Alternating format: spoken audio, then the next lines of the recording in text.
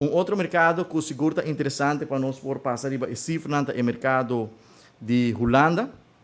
que o contrário é o mercado de América,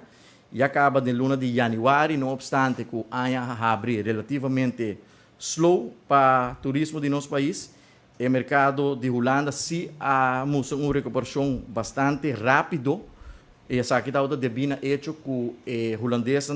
tem desejo para viajar, mas com outro turista que durante 2 anos viajamento está hobby difícil. E também a estratégia que Aruba hiba de abre nos fronteira não hobby trempang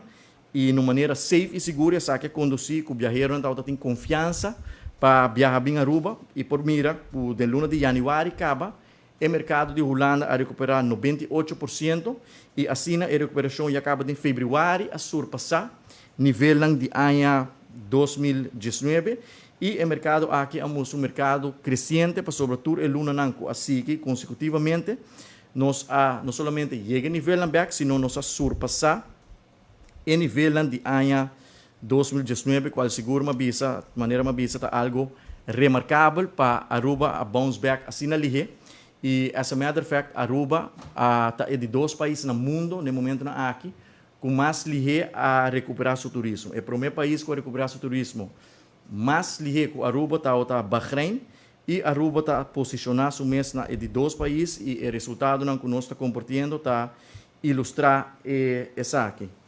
Para o que se trata, a cifra não tem que mais detalhar, nós podemos ver que em luna de agosto, de maneira mais visa, aí chega 100.770 turistas, de qual 80.862 de mercado norte-americano, que queda o mercado de mais forte, o mercado mais importante. De Sul-América, aí chega 7.641 turistas.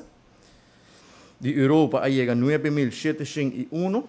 E de outra destinação, aí chega 2.566 turistas.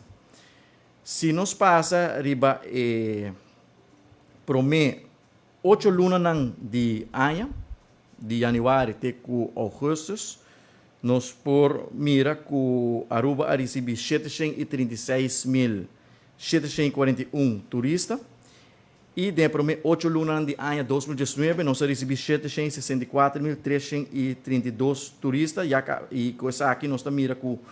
para o primeiro 8 lunas sim, nós não chega na quantidade de visitantes que nós chega durante o primeiro 8 lunas de ano 2019 e essa aqui está bem naturalmente com luna de januário